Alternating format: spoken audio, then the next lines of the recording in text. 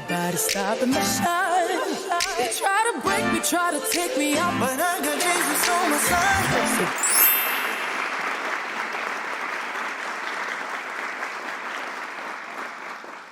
Hello, everyone. This is your host, Maria Duenas with the Entrepreneur Soiree. And today we are super excited to have my beautiful friend, Sandra Nunez, who recently graduated with a bachelor's degree in sociology from the University of Fullerton. Sandra, welcome to the show. Thank you so much. Thank you for having me. Yes, absolutely, Sandra. So talk about using all of the curveballs that life has actually thrown at you, and you have managed to turn them into something beautiful and do something out of your life, Sandra. I won't get into too much detail because I want you to explain to our viewers, like, what have you done? What is your background? And what exactly have you been doing, to get to this point in your life, Sandra? Well, I decided to start my platform that I do have called Educated Chingona back in 2019. That's right. Yes. So I was towards the end of my associate's degree and I was getting ready to hit rock bottom. It was getting really hard, really stressful, and I was completely overwhelmed. Unfortunately, I don't have family. I have some family, but not a lot, not nearby at least. And I was missing something. I was missing that support. I was missing those words of encouragement. I was missing that it was a big gap in my educational journey that I saw other students have that I didn't have. So I decided to do it for myself. So my platform initially became like a journal for me in a way to motivate myself, to remind myself about who I am, what I'm capable of, and that my childhood and my past does not define me.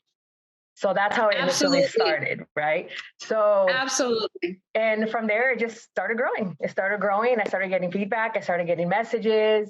And my educational journey definitely has not been easy. And I'm sure many can agree that it's very overwhelming mentally, physically, emotionally.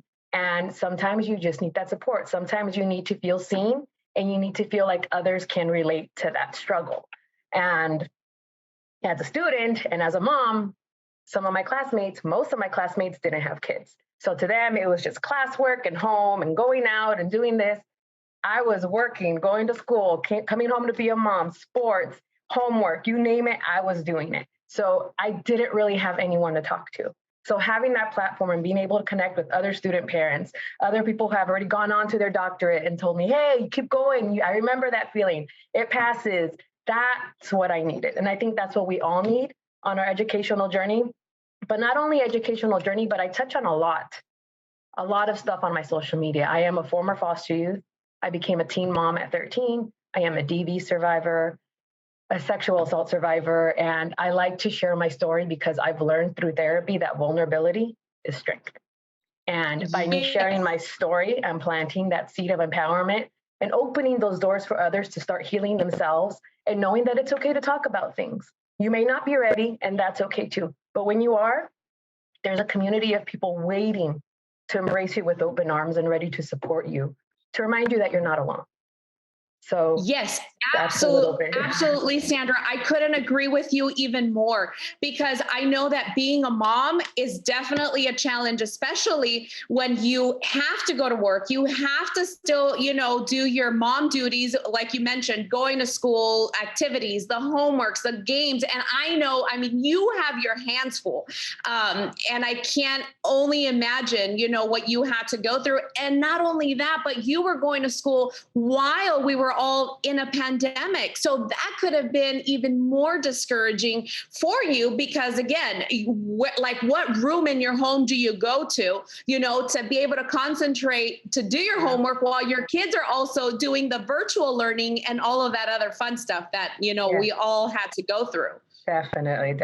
I would definitely save my studying time, my reading time when they were in bed. Because if I'm studying, if I'm student and mom at the same time, these kids, it's a magnet. Mom, I need this. Hey, mom. Hey.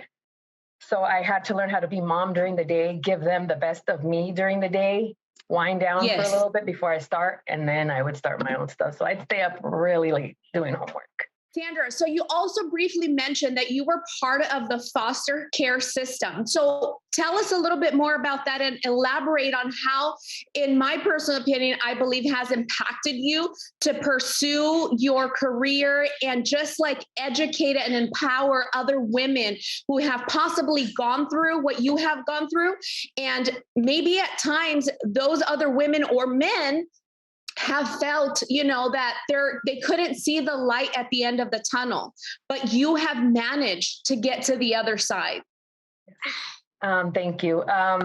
So before I start, I do want to say that my story and my outcome may not be the same as others. So I do want to go ahead and just stand in solidarity with those that didn't have the same outcome as me or same experiences that I did. I was very blessed to have amazing foster parents who supported me through everything and even now support me. So I believe, and I've said this before, that I believe my disadvantages became my advantages. Because of my time in the foster care system, I did qualify for extra resources, extra grants, extra scholarships. It opened many other doors for me.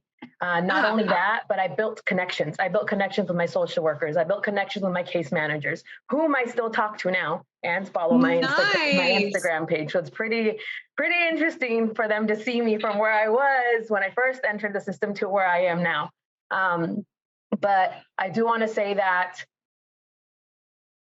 when you're in the system, you face many challenges. Not only you're mourning, you mourn who you were before, you mourn who you were before the system, even if it was bad, even if there was abuse involved, neglect, it was still our safe space. It was still our comfort zone. It was what we were used to. So when we are removed from that, we mourn that. We have to get used to the idea of stability. Stability is something I'm still, at 35 years of age, still trying to get used to. I sense stability and I feel like, no, something's going to happen at any time now. I catastrophize a lot because of the instability and then going into stability. So with that, the hardships from hearing people tell you things that they really should not be telling you. I was told when I entered the system that I would be a lost cause. I would end up like my mom on drugs on the street, and my son would end up in the system. So, and that's things social workers shouldn't say. And I know there are absolutely desensitized workers out there. And I do understand that they're overwhelmed and they're overworked, but that doesn't give you the right to degrade or belittle or undermine anyone else's story. That's not for you to determine. That's for us to determine how we're going to cope, how we're going to deal, and how we're going to heal with our stories and our experiences. That's not up to anyone else.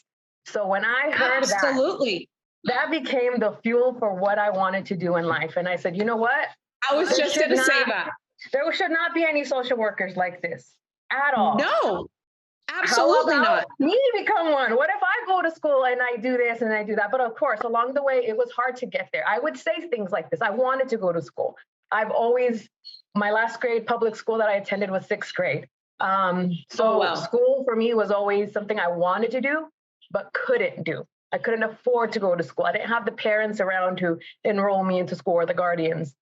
Being in the system definitely gave me the adults that I needed in my life, the guidance I needed in my life, the support I needed in my life, and the resources that I'm utilizing now. At that time, it was hard. It was hard to accept the help. It was hard to accept the therapy. It was hard to accept that people wanted to help me. So I would push them away. And they called me aggressive, and they called me uncooperative, and they called me hard to work with. They had all the labels for you, all right? The labels. I was everything. But what they didn't see is that I was hurting. Absolutely. I was hurting and I was crying. Yes.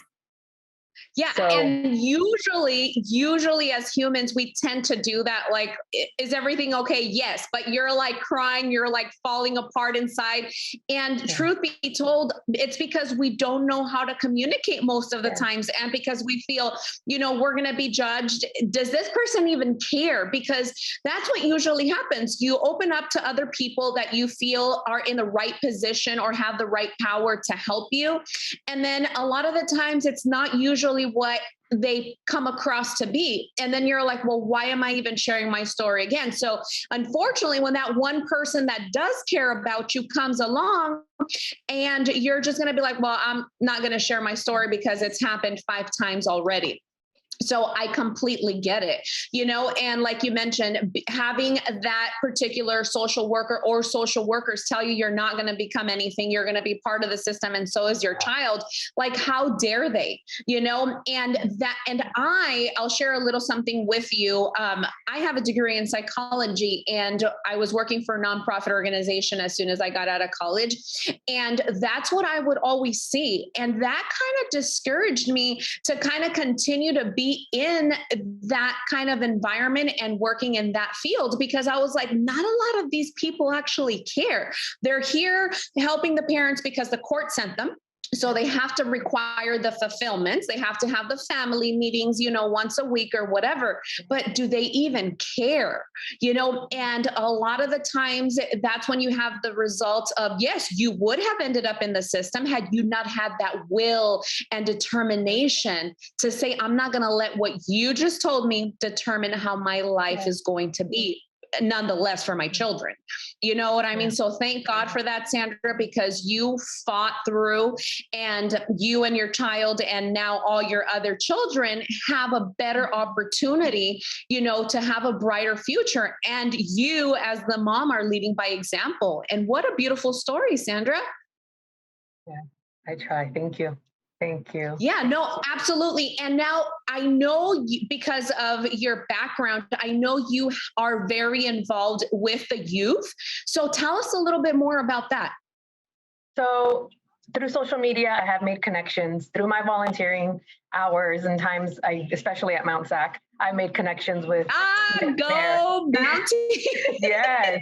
So it's really nice to, create those relationships and be that person that they want to message and say, hey, I have a question. How did you go about this? Or, hey, I'm taking this teacher. What do you think? Or this professor? Or, hey, I'm taking this class. What do you think I should do? So they come to me for guidance, and it's really nice. And I even have my son's friends that come up to me or text me and say, hey, Miss Sandra, I want to go to college. What can I do? Where do I get started? And it's nice to be that person. It's nice to be that person that they trust. It's nice to be that person that can help individuals through their, process of registering or financial aid or whatever it may be. So, or the grants. You also do the grants, right? The scholarships and the applying scholarships, for grants. Yes. In 2020, absolutely. I was awarded the Seroptimist Live Your Dream Award. It was a total of $16,000. So right after that, I had one of she's a friend now that I met at Mount Sac when I was working there. She was a student, reached out to me and said, hey, I want to apply. Can you help me? So we did it. And she ended up winning. She ended up winning her scholarship. So I was just like, oh my, something's here. Why not use what helped me? The knowledge and the tools that I use that help me to help others. Why not? So this is what I do on my free time. This is what I do. People will call me and be like, hey, Sandra, I met this person. They're talking about school. What do you think? Can I give them your number? Give them my number. It's fine. I'm here to help. I have no problem doing it. I love it. And I love it. I love all of it. Even when I was in high school and I clearly remember like my senior year, right? Everyone's getting ready to go to college, or they have a path, or, some sort of an idea of what they're going to do with their life. I still remember I would have my counseling meetings with my counselors, and not once, I can't remember anyone asking me like, Maria, so what are you going to go to a community college? Are you going to apply for a university? Granted, my grades were not the best, but they weren't the worst. I was definitely like a BC average student. But they didn't even suggest the community college. So imagine that. And if it wouldn't have been, for me to take initiative and be like, well, this isn't going to be my life. Like I have to do something and figure it out on my own. And it's sad to hear that probably that's still going on today, because you have these kids, these students, your son's friends that are coming to you for guidance. That means there's a disconnect in the system still in relaying that information or showing that interest in the kids' futures, And I can definitely agree, because that's exactly what happened to my son. And I had to march into the school, march into the district and let them know, hey, Why isn't college being talked about with my son? Why is only vocational trade certification being talked to about my son? College is it could happen. It's an opportunity for him. It's open to him. It's available to him. Why aren't you talking about it? My son is going to go, yeah, Ms. Nunez, but in this case, because he has ADHD, I don't care. You know how many resources there is out there? You don't just disregard someone's potential because you feel a certain way, because it's too much paperwork for you. You take so much from these kids by just taking that talk away from them, because it inspires them. It initiates that thought, like, maybe college. I never thought about that. Exactly instilling that thought into them, and by not talking to them, you dim that light. And it's exactly. Not okay. And the sad reality is, and I would have to say, like, even like in our culture, right? Like, we have to admit that not all of our parents are thinking, we're going to sit down and talk about what school you're going to go to. What's your major? Are you going to become a doctor? Are you going to become a dentist? Like, what are you going to become? So we as parents rely that if we're missing that conversation at home, that someone's going to catch it on the other end, that someone at least is going to bring that thought into their heads and just, start the conversation so we can finish it at home. And it's still not happening. So it's really unfortunate, but I'm so glad to know that at least you're out there, you're in the community, you're hands-on, you're helping and touching all these lives, and especially the younger kids, because that's when they kind of have to realize, like, if no one's paying attention to me, maybe I just, maybe I'm not worth it. I'm not worth it. And then they end up with those, dead end jobs, which there's nothing wrong if that's where they're going to start, but for them to know that there's more out there for them. Dead end jobs, or with that mentality of, oh, college isn't for me, or I'm too dumb for college. No, I need to make money. They start with that mentality and it follows them for years until they finally realize, man, I could have been doing this already. And I want to real quick touch on the reason why life experience is so important in the professional world. I know book experience, book knowledge, yes, that's how we attain our degrees. But I feel like if you have life experience, you're a little more ready and more passionate to want to help these individuals and go above and beyond for them. Aside from what your boss is telling you, you want to do this because you understand and you relate, and you come from a place where you understand the struggle. And you understand that at one point, someone talking to you about something is what helped you. So why not be that person? So I feel like letting or allowing people like me, people like you, people that look like us into spaces like that, where our youth need us, I think that's very important. And I think that's crucial for our future, because college is an option. Community college is an option. And we need to talk about it more because there's so many resources out there. And unfortunately, there's people like me that don't have a plan B. I don't have a mom and dad I can fall back on, or a trust, or a home that's going to fall in my hands in the next 5 years. I don't have that. I have to work for what I have to build that generational wealth for my own children. So why not use that knowledge? Why not create that same path of success for these individuals who are in high school right now, getting ready to transition into college? Why start the talk when it's time for college? Why not start the talk prior to help them better prepare for that? Absolutely. And I have to agree with you, because if you are not getting ready, in the younger years, and you not waiting until you get to high school to figure out what you're going to do, then it's going to be a hard reality. You can't wait. And I mean, like I always said, like, there's nothing wrong with waiting or starting late. Right. Yes, but at least know that you're working towards something along those years, because like for me, I actually felt like, even like I said, when I was going to graduate high school, and no one really talked about like, hey, what college are you going to go to? And I saw my friends with better grades, they're, signing up to go to different universities, and some moving outside of their home. And I'm just thinking, like, did I miss something? Like, where did I fall into all of this? But it's, truth be told, they just didn't have the interest, or because we were, Latinos or Latinas, they probably figured this girl's just going to end up, getting pregnant or whatever. And they kind of just disregard you. But thank God, that we didn't let that stop us. So, absolutely. Amen to that. So, Sandra, for those that don't know, I want you to talk a little bit about your title on social media, because it's definitely, I think, something worth mentioning. You go by Educated Chingona. What does that mean, and why did you pick that name? I picked that name because, here I go. I was tired of the stigma and the negative association that word has in our culture. I grew up with the word chingona being a bad word. I grew up being told, don't say that. But then I would hear the men in our household say it. It was very like, oh, I'm cool. I'm bad. I'm the coolest of the coolest. It just depended. It depended how you were using it, right? You were using it, right? Yes. So even now there are people like, oh no, don't say that. And I'm like, what? Why? No, this is who I am. I embrace this. I celebrate who I am because I've been through hell and back.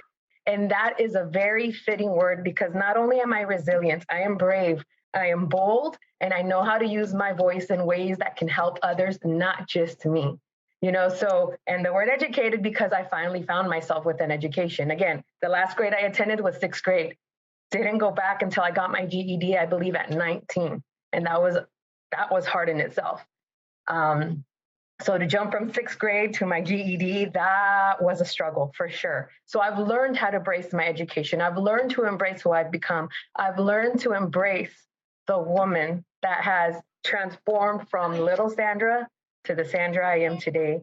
And with that, I'm being proud of being called an educated Chinguana, because not only am I educated, I live to educate others on multiple things, not just education, on multiple things.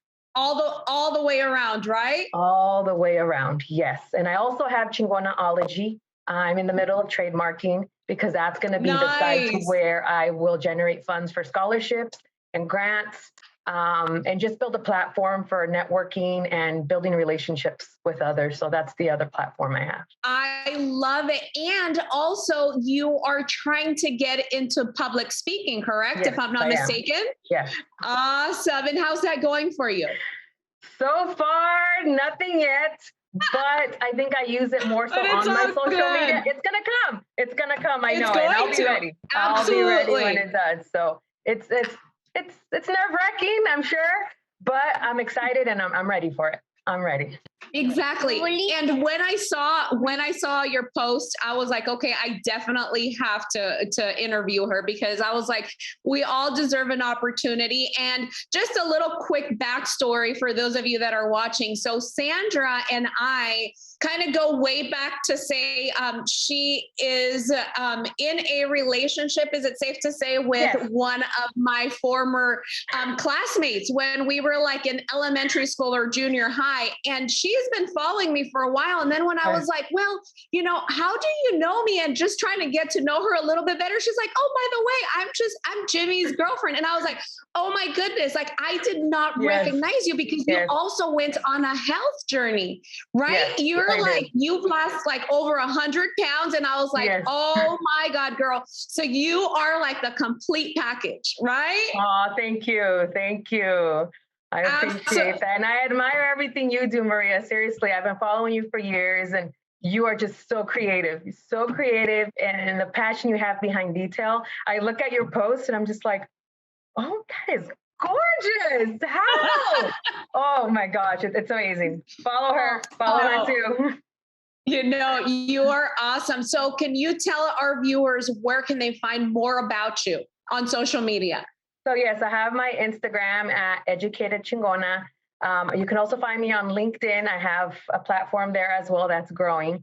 And I also have a Chinguanaology on Instagram as well. I love it. I need to check that page out. Oh my goodness, Sandra, I'm so excited for your future. I can't wait to follow your journey and to see where all of this amazing, stuff that you've been planting into our society takes you. You're going to go far. I know you are. Thank you so much. I appreciate it. And thank you for having me here. Absolutely, Sandra. Thank you so much. And you guys don't want to miss this episode. Bye.